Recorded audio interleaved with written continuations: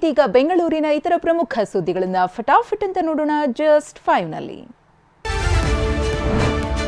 ಶಾಸಕ ಮುನಿರತ್ನವರದ್ದ ಜೂನ್ ತಿಂಗಳಿನಲ್ಲೇ ಅತ್ಯಾಚಾರ ಪ್ರಕರಣ ದಾಖಲಾಗಿರುವುದು ಬೆಳಕಿಗೆ ಬಂದಿದೆ. ಕಗ್ಗಲಿಪುರ ಪೊಲೀಸ್ ಠಾಣೆಯಲ್ಲಿ ಸಂತ್ರಸ್ತೆ ದೂರು ನೀಡಿದ್ದಾಳೆ. ದೂರನ್ನ ಅರ್ಜಿಯಾಗಿ ಪಡೆದುಕೊಂಡಿದ್ದ ಪೊಲೀಸರು ಸಾಕ್ಷಿ ನೀಡಲು ತಿಳಿಸಿ ನೋಟಿಸ್ ನೀಡಿದ್ರು. ದೂರುದಾರೆ ಪೊಲೀಸರ ಮುಂದೆ ಹಾಜರಾಗದಿದ್ದಾಗ ವಿಚಾರಣೆ ಕೈಬಿಟ್ಟಿರುವುದು ಬೆಳಕಿಗೆ ಬಂದಿದೆ. ಕೇಂದ್ರ ಸರ್ಕಾರ 3 ತಿಂಗಳಿಂದ ಕಮರ್ಷಿಯಲ್ ಗ್ಯಾಸ್ ಸಿಲಿಂಡರ್ ದರ ಏರಿಕೆ ಮಾಡ್ತಾನೆ ಇದೆ. ಬೆಂಗಳೂರಿನಲ್ಲಿ ಇಂದಿನಿಂದ 19 ಕೆಜಿ ವಾಣಿಜ್ಯ ಸಿಲಿಂಡರ್ ದರ 48.50 ರೂಪಾಯಿ ಏರಿಕೆ ಆಗಿದೆ. ಹಬ್ಬದ ಸಂಭ್ರಮದಲ್ಲಿದ್ದ ವಾಣಿಜ್ಯ ಗ್ಯಾಸ್ ಬಳಕೆದಾರರಿಗೆ ಶಾಕ್ ತಟ್ಟಿದೆ.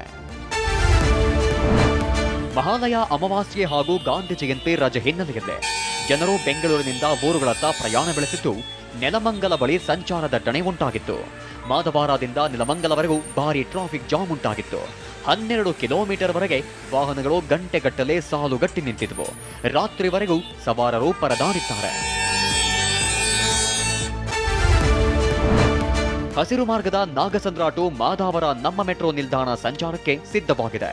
ಹೊಸ ಮಾರ್ಗದ ಸುರಕ್ಷತಾ ತಪಾಸಣೆ ನಡೆಯಲಿದ್ದು ಅಕ್ಟೋಬರ್ 3ರಂದು ಅಂದ್ರೆ ಗುರುವಾರ ಹಸಿರು ಮಾರ್ಗದ ಮೆಟ್ರೋ ಸಂಚಾರ ವ್ಯತ್ಯಯವಾಗಲಿದೆ. ನಾಗಸಂದ್ರ ಮತ್ತು ಪೀಣ್ಯ ಇಂಡಸ್ಟ್ರಿ ನಿಲ್ದಾಣಗಳ ನಡುವೆ ಬೆಳಗ್ಗೆ 10ರಿಂದ ಮಧ್ಯಾಹ್ನ 2ರವರೆಗೆ ಮೆಟ್ರೋ ಸಂಚರಿಸುವುದಿಲ್ಲ.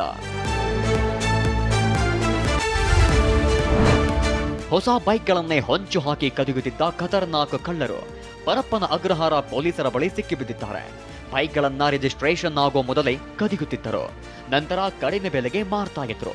ಬಳಿಕ ಮತ್ತದೇ ಬೈಕ್ಗಳನ್ನ ಕದ್ದು ಎಸ್ಕೇಪ್ ಆಗ್ತಿದ್ರು. ಪ್ರಕರಣ ಸಂಬಂಧ ಶಬಾಜ್ ಖಾನ್ ಹಾಗೂ ಓಮ್ ಎಂಬ ಆರೋಪಿಗಳನ್ನ ಬಂಧಿಸಿ 13 ಬೈಕ್ಗಳನ್ನ ಜಪ್ತಿ ಮಾಡಲಾಗಿದೆ.